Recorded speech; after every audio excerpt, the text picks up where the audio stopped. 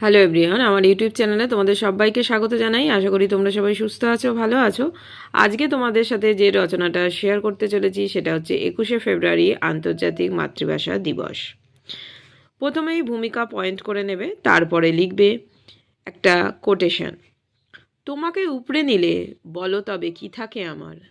1952 দারুণ রক্তিম পুষ্পাঞ্জলি বুকে নিয়ে আছো সগৌরবে ময়ূষী। শামসুর রহমান। মাতৃভাষাই হলো মাতৃদুগ্ধ। জন্মের পর থেকে এই ভাষা শুনতে শুনতে বলতে বলতেই শিশু পা বাড়ায় পূর্ণতার পথে। যে ভাষা শিশুর অন্তঃকরণে ভাবের মূর্ছনা জাগায়, যে ভাষা শুনতে শুনতে সে সুখ নিদ্রায় মায়ের কোলে আচ্ছন্ন হয়, সে ভাষা মানুষের চিরন্তন সম্পদ। তার নাম মাতৃভাষা।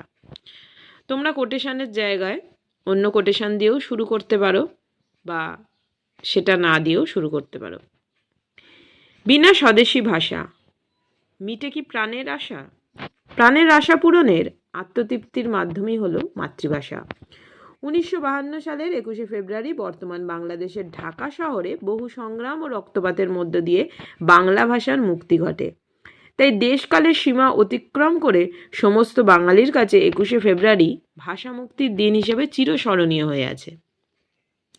নেক্সট পয়েন্ট করবে ঐতিহাসিক প্রেক্ষাপট। 1947 সালের 15ই আগস্ট ভারতবর্ষে দুটুকরো হয়ে স্বাধীনতা অর্জন করে।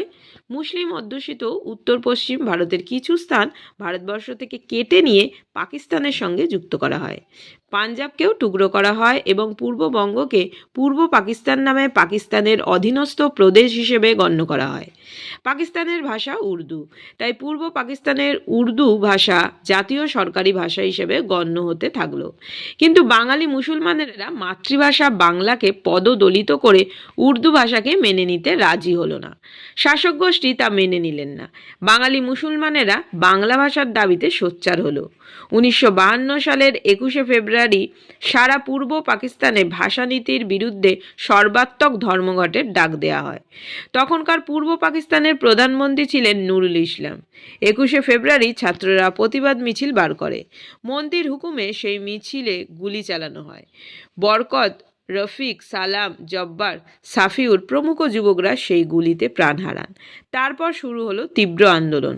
পরদিন 22শে ফেব্রুয়ারিতেও ঢাকার রাজপথে শহীদের রক্তে রাঙা হয়ে গেল। জীবনের বিনিময়ে ভাষা মুক্তির এই ঐতিহাসিক দিনটিকে স্মরণে রাখতে বাঙালিরা 21শে ফেব্রুয়ারিকে ভাষা দিবস, শহীদ দিবস রূপে পালন করতে লাগলো।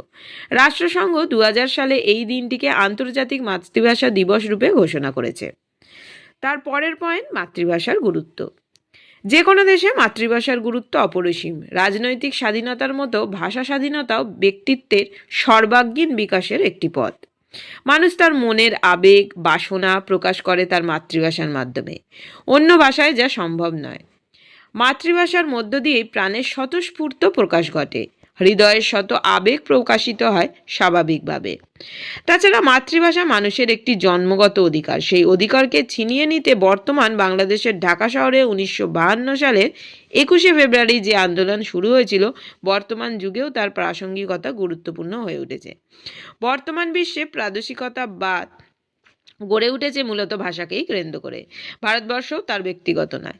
যে ভাষা হৃদয়ে রুদ্ধদ্বার খুলে দেয়, যে ভাষা উচ্চারিত হলে চরাচর রোদ ঝলমল হয়ে ওঠে, সেই বাংলা ভাষা বাঙালির মাতৃভাষা। মাতৃদুগ্ধেরই সমান।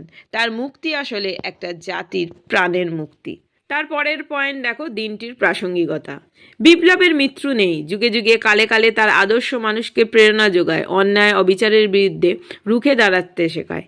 রাজনৈতিক কারণে আমরা আজ দুটি দেশে বিভক্ত, কিন্তু আমাদের সকলের মাতৃভাষা বাংলা। আরও বড় পরিচয়, আমরা বাঙালি।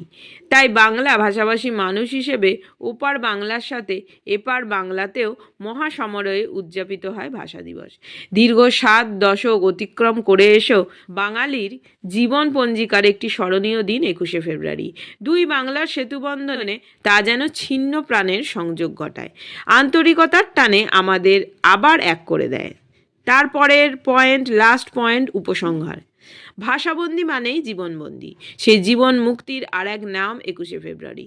তাই বাঙালির জীবনে এই দিনটি নিয়ে আসে প্রাণের জোয়ার, উৎসবের আনন্দ। ঐতিহাসিক এই দিনটি 70 বছর পরেও আমাদের চেতনায় অম্লান। তার জ্যোতির্ময়তার উদ্ভাসিত বাংলাদেশ। আর আমরা আর আমরা বাঙালিরাও সুর মিলিয়েছি কবির সাথে। এই ভাষাতেই বলবো হরি, সাঙ্গ হলে কাদা হাসা, আমরি বাংলা ভাষা। আজকে ভিডিওটা এখানেই শেষ করলাম। নেক্সট ভিডিওতে আমি তোমাদের সাথে অন্য কোনো রচনা শেয়ার করব। Thanks for watching. সবাই খুব ভালো থেকো, সুস্থ থেকো, টাটা।